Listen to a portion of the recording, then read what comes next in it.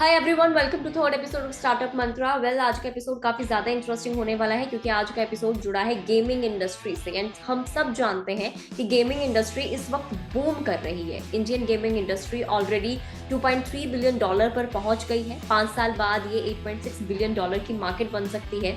India में इस industry की CAGR 27% बढ़ गई है। Gaming based capital fund venture Lumikai की रिपोर्ट के अकॉर्डिंग FY 2022 में 50.7 करोड़ गेमर्स थे, जिसमें से 12 करोड़ पेइंग यूजर्स हैं। 2025 तक ये जो नंबर है वो 70 करोड़ तक पहुंच सकता है। इस साल 15 बिलियन न्यू गेम डाउनलोड्स हुए हैं। इंडिया वर्ल्ड में सबसे ज्यादा गेम्स खेलने वाला देश है। इंडिया में करीब 900 गेमिंग कंपनीज हैं। इंडियन वीक में on an average 8.5 hours mobile game खेलने में बिताते हैं। इंडिया में gaming market main stream market बन रही है। तो आज इसी इंडस्ट्री से हमें ज्वाइन कर रहे हैं Satyam Rastogi, founder and CEO of Khiladi Adda and GamerPe. So Khiladi Adda is India's largest micro esports tournament and online gaming platform which allows gaming enthusiasts to play games like fantasy cricket, quizzes, esports fantasy, Free Fire Max, Battleground India, and other casual games with an opportunity to monetize their gaming skills and become a star in the esports world. Whereas GamerPay, a platform where gamers engage and interact to fulfill their gaming needs, monetary, social, and lifestyle. So Satyam हम हमारे साथ जुड़ चुके हैं। Welcome to startup Mantra Satyam. Thank you so much. Then first of all, let's have a quick introduction of GamerPay and Khiladi Adda. Clarity is a multi-gaming platform where gamers can connect and compete and win real cash prizes based on their skills. So it is a real money gaming platform where everyone pay to play. In Khiladi Adda, gamers connect with each other and compete with each other and win real cash prizes for the different contests of the different games like BGMI, Free Fire, Valorant, Call of Duty, and some casual games like pool, carom, and card games, Rummy. And about GamerPay, so GamerPay is a larger ecosystem for the gaming community, for the connect, for in-game credits, and for in-game currencies, in-game items, and for all the stuff that is happening around the gaming. कैसे ख्याल आया कि ये business आपको start करना है, entrepreneur बनना है आपको? ये कब दिमाग में आया? आपकी इंस्पिरेशन कौन है? जो हम लोग को-फाउंडर्स हैं बेसिकली वो सारे फ्लैटमेट्स हैं। सो हम लोग दिल्ली यूनिवर्सिटी से ग्रेजुएशन कर रहे थे। 2020 में हम लोगों ने पास आउट करा। सो वहीं पर 2019 में हम लोग को वहाँ पर मतलब क्लिक हुआ गेमिंग में, बिकॉज़ हम लोग सारे गेमिंग सोसाइटीज़ में एक्टिव थे। सो हम लोग अपने जो टूर्नामेंट होते थे वो अपनी गेमिंग सोसाइटी में होस्ट करते रहते थे डिफरेंट प्लेयर्स के लिए। वहाँ पर हम लोगों ने खुद की एक छोटी-सी कम्युनिटी बना रखी थी। तो फिर हम लोगों को वहाँ से क्लिक हुआ कि हम भी ऐसा कोई प्लेटफ़ॉर्म डेवलप कर सकते हैं जहाँ पर हम लोग इन्हीं गेम्स के माइक्रो टूर्नामेंट्स होस्ट करें अपने प्लेटफॉर्म पे। सो अभी हम लोग खिलाड़ी अड्डा में क्या करते हैं, हम लोग डिफरेंट ई स्पोर्ट्स गेम्स के लाइक वैलोरेंट हो गया, कॉल ऑफ ड्यूटी हो गया, फ्री फायर मैक्स हो गया या फिर हाँ। बीजीएमआई हो गया, इन सारे गेम्स के माइक्रो टूर्नामेंट्स अपने प्लेटफॉर्म पे होस्ट करते हैं, जो कि 10-15 मिनट के डिफरेंस के बीच में होते हैं, ताकि कोई भी यूजर आकर इजिली उसे फॉर एग्जांपल मेरे को अभी प्ले करना है तो मैं जाऊंगा खिलाड़ी अड्डा पे, अपना साइन अप करूंगा, अपना गेम पिक करूंगा, जिसका भी टूर्नामेंट मेरे को पार्टिसिपेट करना है उस टूर्नामेंट पे क्लिक करूंगा, देन मैं इजीली पार्टिसिपेट कर लूंगा। गेमिंग के बारे में बहुत कुछ पता था बट एक्चुअल में उससे बिजनेस कैसे बनाना है वो नहीं पता था।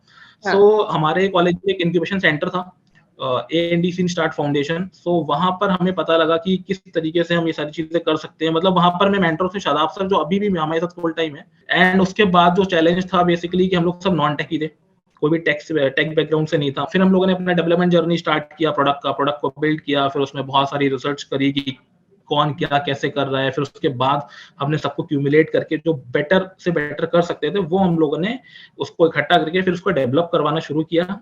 फिर हमारा जो प्रोडक्ट था खिलाड़ी अड्डा, वो आपका मार्च 2020 में हम लोगों ने उसका पायलट लॉन्च किया। फिर पायलट लॉन्च करने के बाद हम लोगों के करीबन इन 2 महीनों में ही 50,000 से ज्यादा यूजर्स हो गए थे। Oh nice. फिर हाल फिलहाल कितने हाँ, यूजर? फिर अभी जो हमारे करेंटली यूजर्स है वो करीबन 2.5 मिलियन यूजर्स हैं रजिस्टर्ड, और मोर देन 4,000 के एक्टिव मंथली यूजर्स हैं ऑन आवर प्लेटफॉर्म।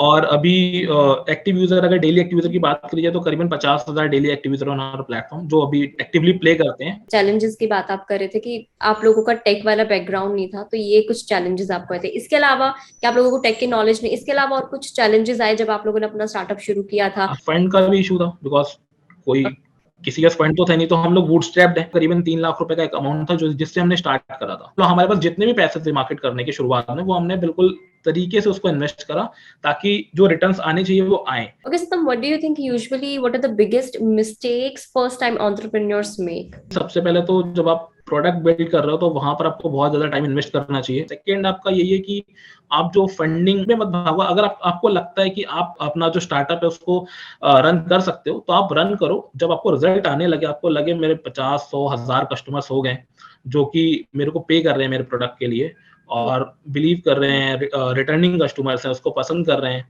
ये नहीं कि सिर्फ फ्रेंडशिप में खरीद लिया है कि बस बुरा ना लगे तो दे दे भाई, वो वाला सीन नहीं है। तो फिर आपका प्रोडक्ट चल जाएगा। अगर एक्चुअल में अननोन जो लोग हैं वो अगर आप उनको पिच करो, वो समझ रहे हैं कि हाँ एक्चुअल में कोई प्रोडक्ट है जो उसकी हेल्प करता है किसी भी तरीके से, चाहे वो मॉनेटरी हो या फिर एंटरटेनमेंट पर्पज से हो, किसी भी तरीके से हो, वो अगर किसी भी तरीके से उसकी लाइफ में वैल्यू दे रहा है तो फिर वो उसको चूज कर लेगा, उसको पिक कर लेगा, देन उसके साथ वो अपनी जर्नी कंटिन्यू करेगा यूजर। तो मेन मेरे को ये लगता है कि आपको फंडिंग के लिए बहुत ज्यादा नहीं भागना चाहिए, बट हाँ अगर आपको लगता है आप ऐसा प्रोडक्ट बिल्ड करो जिसमें आपको एक्विजिशन ही पहले करनी है, उसके बाद ही आप रेवेन्यू जनरेट कर सकते हो, तो फिर वो डिपेंड करता है वो केस टू केस बेसिस पे कि आपका आइडिया क्या है और आपको उसके लिए क्या फंड की जरूरत है। बट अगर आपको लगता है कि फंड की जरूरत नहीं है तो फिर आप बिना फंड के भी कंटिन्यू कर सकते हो। एक लिमिटेड अमाउंट ऑफ मनी जो फ्रेंड्स एंड फैमिली से अरेंज की जा सकती है। What is your business model? खिलाड़ी अड्डा का बिजनेस मॉडल ये है कि फॉर एग्जांपल हमारे प्लेटफॉर्म पे किसी भी गेम का कोई एक्स टूर्नामेंट है, कोई यूजर आता है तो एक्स टूर्नामेंट में 100 पार्टिसिपेंट होंगे और उसकी 10 रुपए की एंट्री फी होगी। तो कोई भी यूजर आएगा, हर बंदा, हर यूजर, हर एक्स्ट्रा पार्टिसिपेशन पे हमें 10 रुपए मिलेंगे।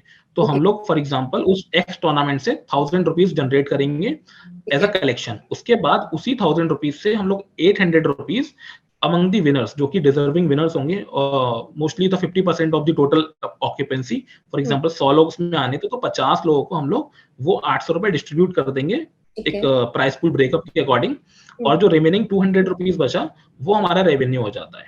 सो बेसिकली जो कलेक्शन होता है उसी से प्राइस आपका डिस्ट्रीब्यूट होता है एंड जो रिमेनिंग पार्ट बचता है वो हमारा रेवेन्यू होता है। सो प्लेटफॉर्म फीस आर रेवेन्यू। सो ये खिलाड़ी अड्डा का बिजनेस मॉडल है। एंड गेमर पे में अलग है। गेमर पे में बेसिकली एफिलिएट्स एंड एडवर्टाइजमेंट का रेवेन्यू मेन होता है, बिकॉज वहां पे हम डायरेक्टली कहीं पर भी यूजर से पैसे नहीं ले रहे हैं। यूजर डिफरेंट डिफरेंट ब्रांड्स के टास्क और सर्वेज और बहुत सारी एक्टिविटीज होती हैं ब्रांड की। फॉर एग्जांपल किसी का गेम टेस्ट करना है, किसी की ऐप को एक्सप्लोर करना है, उसके फीडबैक देने हैं उसको, या फिर कोई गेम है जिसपे सर्वे लेना है उसको। तो ऐसे बहुत सारी एक्टिविटीज होती है गेमर पे जो एक गेमर ले सकता है, जो कि उसके लिए रेलेवेंट है। और उस चीज को करने के लिए ब्रांड हमें पे करता है डायरेक्टली एंड देन हम उसमें से अपना एक कमीशन काट के हम एक अपने यूजर को पे कर सकते हैं। ओके, आपको क्या लगता है कि एक एंटरप्रेन्योर बनने की सबसे जो एंजॉय करने वाली चीज होती है वो क्या होती है, और सबसे हार्डेस्ट जो चीज होती है वो क्या होती है? आपका बिजनेस बूटस्ट्रैप्ड हो, मतलब आपके पास उतना इन्वेस्टर मनी नहीं, आपका खुद का पैसा है, तो आपको एक तो पहली चीज ये पता है कि आपको बहुत तरीके से खर्च करना है। दूसरी चीज ये भी है कि आपको अपनी एनर्जी इन्वेस्ट करनी ही करनी पड़ती है। बहुत जगह पे होता है कि हाँ मैं नहीं करूं, मेरा तो काम नहीं है, ये टीम का काम है, बट आपको अपना टाइम इन्वेस्ट करना पड़ता है वहां पे। एक ट्रुथ यही है कि आपको ऐसा नहीं होना चाहिए कि वो बहुत कूल थिंग नहीं है। आप एंटर कर जाते हो, उसके बाद फिर आपको बहुत कुछ छोड़ना पड़ता है। मतलब इवन आप बहुत 6-6 10-10 महीने तो घर पे नहीं जाना, घर पे जाना भी तो ऑलमोस्ट फोन पे लगे रहना। वो 9 to 5 तो नहीं रह जाता है, ना ही उसमें कोई वर्क लाइफ बैलेंस रह जाता है। वो अगर कोई कर रहा है तो वो झूठ बोल रहा है। ओके सत्यम, मेरा नेक्स्ट क्वेश्चन ये है कि हम सभी जानते हैं जब एक एंटरप्रेन्योर बनते हैं, स्टार्टअप शुरू करते हैं, तो थोड़ा सा social life, personal life messed up हो जाती है। लेकिन मैं आपसे ये जानना चाहती हूँ कि आप किस तरीके से बैलेंस करते हो? अगर आप अपना जो डे है वो सही से प्लान करो कि आपका जो आज जो टू डू जो लिस्ट है आपकी, वो आप प्रॉपर पहले से प्लान कर लो कि मेरा आज का क्या काम है और किस तरीके से मैं एग्जीक्यूट करने वाला हूँ, तो शायद आप अपने टाइम पीरियड में उस सारे काम को एग्जीक्यूट कर लोगे। कोई है जो 10 साल कॉर्पोरेट में काम करके आया है, शायद उसको वो एक्सपीरियंस होगा कि उसको टीम किस तरीके से मैनेज करनी है, क्या प्रोसेसेस हैं जो उसको बिल्ड करने हैं, किस तरीके से कोई प्रोडक्ट बनता है, कैसे उसका डेवलपमेंट होता है, कैसे उसका एग्जीक्यूशन होता है, कैसे उसकी मार्केटिंग होती है। बट अभी तो हमने पिछले 2-3 सालों में सब सीखा है। सो अभी जो एक्सपीरियंस आ रहा है उससे अभी हम ऐसी कोई पर्सनल लाइफ बहुत बेटर मेंटेन नहीं कर पा रहे हैं। बस ये है कि हाँ चल जाती है। वो ये है कि एक तरीके से आप ये कह सकते हो पर्सनल लाइफ सेकेंडरी हो जाती है, प्राइमरी आपका जो आप जिस पे काम कर रहे हो वो प्राइमरी हो जाता है। बिकॉज आपको पता है कि आप सबको छोड़ के बैठे हो उसके लिए, और वही अगर चला गया तो फिर तो पर्सनल लाइफ फिर क्या रहेगी, वो तो और बेकार हो जाएगी। Okay, what motivates you to keep going? आपको आपका डर ही है जो आपको मोटिवेट करता है, खौफ भी रहता है, डर भी रहता है कि भाई कोई चीज गलत ना हो जाए, बहुत सारे इश्यूज रहते हैं, बहुत सारे इश्यूज डेली रहते हैं, होते रहते हैं, मंथ में एक दो बार तो हो ही जाते हैं, तो वो डर रहता है जो साथ में चलता रहता है और वही आपको मोटिवेट करता रहता है कि भाई करो। शुरुआती जर्नी में ऐसी कोई गलतियां थी जो आपको लगता है कि यार इन्हें हम अवॉइड कर सकते थे, लेकिन ये गलतियां अब हो गई हैं, और उनसे आपने क्या कुछ सीखा? लोग प्रोडक्ट बनाने के बहुत जल्दी में रहते हैं, वही हमारे साथ भी हुआ था कि हमने सोचा जल्दी जल्दी जल्दी में बहुत जल्दी बना देते हैं, मतलब 3-4 महीने में डेवलप कर लेते हैं। तो वही हुआ कि हमने पायलट लॉन्च तो कर दिया मार्च 2020 में, बट मैंने जैसा कि बताया 2 महीने में 50,000 60,000 यूजर्स भी आ गए थे हमारे। बट दिक्कत ये हुई कि ऐप में इतने सारे लूप होल्स थे, इतने सारे बग्स थे, जिसकी वजह से वो यूजर रिटेन नहीं हो पा रहे थे, वो टिक नहीं पा रहे थे। इवन वो मतलब हम उनको, हमारा जो बाकी था इन ऐप एक्सपीरियंस के अलावा, चाहे वो कस्टमर सपोर्ट हो, चाहे वो किसी भी तरीके की सपोर्ट हो जो कि फिजिकल तरीके से दी जा सकती है, वो हम बेस्ट टू बेस्ट दे सकते थे, बट जो इन ऐप एक्सपीरियंस था वो उतना बेटर था ही नहीं, बिकॉज वो पहला पायलट लॉन्च था और हमने सोचा था उसको स्केल करेंगे। वो सबसे बड़ी गलती थी कि हमें टाइम ज्यादा देना चाहिए था प्रोडक्ट पे। दूसरा ये कि मतलब सब कुछ ओवरली कर देना, मतलब कभी भी उसका डॉक्यूमेंट नहीं करना कि क्या हमने डिसाइड किया है, क्या एक्शन प्लान क्या है हमारा, एग्जीक्यूशन किस तरीके से रहेगा, स्ट्रेटेजी कोई चेंज तो नहीं करनी, मतलब रीथिंक नहीं करते थे ज्यादा, जो एक बार सोच लिया वही कर देते थे। अब यही कि कोई भी चीज करनी है तो R&D करनी है उसकी पहले, कि एक्चुअल में जो हम बना रहे हैं उसकी मार्केट है भी है, वो चलेगा नहीं चलेगा, कितने लोग और कर रहे हैं, कोई नहीं कर रहा है तो क्यों नहीं कर रहा है। तो ये सारे रीजंस जानने के बाद अब हम लोग कोई चीज तभी स्टार्ट करते हैं जब ये सारे चेकलिस्ट पूरी हो जाती है। तो जब कोई भी स्टार्टअप सक्सेसफुल होता है तो उसके पीछे फाउंडर्स का विजन होता है, उनकी स्ट्रैटेजीज होती है, लेकिन प्लस वहां के जो एम्प्लॉयज होते हैं उनका भी बहुत बहुत इंपॉर्टेंट रोल होता है किसी भी स्टार्टअप की सक्सेस होने के पीछे। So what are your tips for building a great team? बहुत सारे फीडबैक्स जो कि हमारे एम्प्लॉयज से आते हैं, जो कि टीम से आते हैं, जो कि नीचे जो कि बैठ के काम कर रहे हैं प्रॉपर, जो जो एक्चुअल में उसको बना रहे हैं, उनकी तरफ से जब फीडबैक्स आते हैं तो उनको ऑनर किया जाता है, उसके बाद उस पर डिस्कशन होता है। तो मतलब ऐसा नहीं रहता कि एक हायरार्की है, आपको इसने काम दिया वही करना है, तो आप रोबोट नहीं एक तरीके से, आपको मतलब अपनी चीजें सारी रखने का वो है प्रॉपर, आपको हैंड किया फ्रीडम जाता है। आपको एक अच्छी टीम तभी बना पाएंगे आप कि आपको मतलब एम्प्लॉय से बहुत टच में रहना पड़ेगा, आपको उनसे रेगुलरली डिस्कशन होने चाहिए, हर एक टीम का टाइम होना चाहिए, हर एक टीम को टाइम देना चाहिए, चाहे वो ऑपरेशंस ही क्यों ना हो, चाहे वो कस्टमर सपोर्ट हो। So is there something that is non negotiable for you कि नहीं, सत्यम इस चीज से कॉम्प्रोमाइज कभी नहीं करेंगे? हमारे लिए हमारा 24/7 सपोर्ट है, वो सिर्फ बॉट सपोर्ट नहीं है। मतलब होता है कि आप 24/7 सपोर्ट लिखा होगा, बट आप कभी भी कहीं भी किसी भी प्लेटफॉर्म पे जाओगे तो वहां पे आपको बॉट मिलेगा, बॉट आपको ऑटोमेटेड रिप्लाईज देगा आपके क्वेश्चन के बेसिस पे, और आपकी शायद वो एंड क्वेरी होगी ही नहीं, जो आपको पूछना था वो शायद आपका सॉल्व हो ही नहीं पाएगा कभी। बट इसीलिए हम लोगों का क्या है सिंपल, कि हमारी जो कस्टमर टीम है वो थोड़ी सी बड़ी इसीलिए है कि हमारा फुल ह्यूमन इंटरेक्शन है। तो वहां पर एक ऐसी कस्टमर सेटिस्फेक्शन एक ऐसी चीज है जहां पर बिल्कुल भी कंप्रोमाइज नहीं करते हैं, मतलब चाहे एक भी यूजर की क्वेरी क्यों ना हो, तो एक कस्टमर सेटिस्फेक्शन एक मेन पार्ट है। उसके अलावा आपका यूजर एक्सपीरियंस, जैसा कि मैंने कहा, बिकॉज अभी हमारा गेमिंग प्लेटफॉर्म है, सो गेमिंग की अभी जो ऑडियंस है ना वो टियर 1 सिटी से बहुत ज्यादा नहीं है, टियर 2 टियर 3 सिटी से बहुत ज्यादा है। तो वहां पर बेसिकली आपको यूजर एक्सपीरियंस इस तरीके से बहुत सिंपल होना चाहिए, बहुत नीट एंड क्लीन होना चाहिए। तो ये दो चीजें मेन है जो जिसपे कम्प्रोमाइज नहीं होता है mainly. Right right. Okay, how do you see the future of online gaming in India और पूरे वर्ल्ड में आप किस तरीके से देखते हो?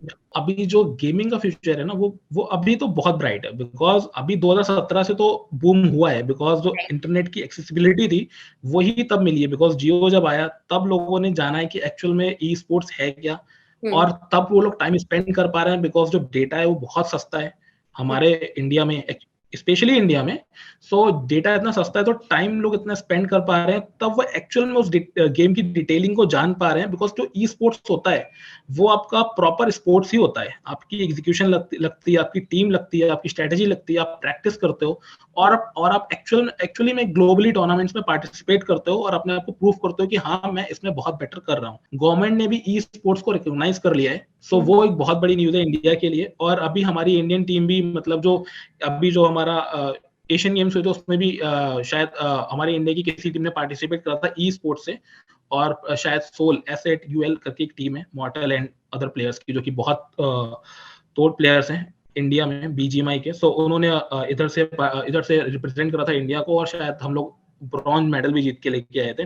सो वो जो एक फीलिंग है अभी ई स्पोर्ट्स की, वो डेवलप हो रही है इंडियन गेमर्स में, और धीरे-धीरे अभी वो डेवलप होती ही जाएगी, बिकॉज़ वो अभी शुरुआत, अभी बहुत नेसेंट स्टेज पे है। अभी तो उसे अभी बहुत टाइम लगेगा डेवलप होने में, और अभी बहुत बड़ी मार्केट है जो कि अगले 5 से 10 सालों में, क्या 15 सालों तक अभी इसकी मार्केट डेवलप होती ही रहेगी। Okay, and in terms of investment आप इस इंडस्ट्री को किस तरीके से देखते हैं? ई स्पोर्ट्स में इन्वेस्टमेंट सिनेरियो अभी बहुत बेटर चल रहा है, रियल मनी गेमिंग में भी बहुत बेटर चल रहा है, बट उसमें अभी हल्का सा ये है, कह सकते हो आप, कि रेगुलेटरी कुछ इश्यूज हैं, जिसकी वजह से थोड़ा सा इन्वेस्टमेंट जो है वो हल्का सा शायद डाउन हुआ है। अगर आप पिछले 3 सालों में स्टैट्स उठा के देखेंगे तो जितने भी बड़े जायंट्स हैं, और इवन बड़े जायंट्स हम जैसे मीडियम साइज प्लेयर्स भी अच्छी खासी फंडिंग ले पा रहे हैं, बिकॉज एक्चुअल में प्रोडक्ट में दम है, और हम लोग ऑलमोस्ट मेरे हिसाब से गेमिंग कंपनीज ऐसी होंगी जो 10 में से 5 प्रॉफिटेबल होंगी। डू यू ऑल्सो थिंक कि ऑनलाइन गेमिंग काफी एडिक्टिव होती है, और जो लोग ऑनलाइन गेम्स प्ले करते हैं उनको आप क्या कुछ एडवाइस देना चाहेंगे? क्योंकि आजकल हम लोग देखते हैं कि बच्चे काफी ज्यादा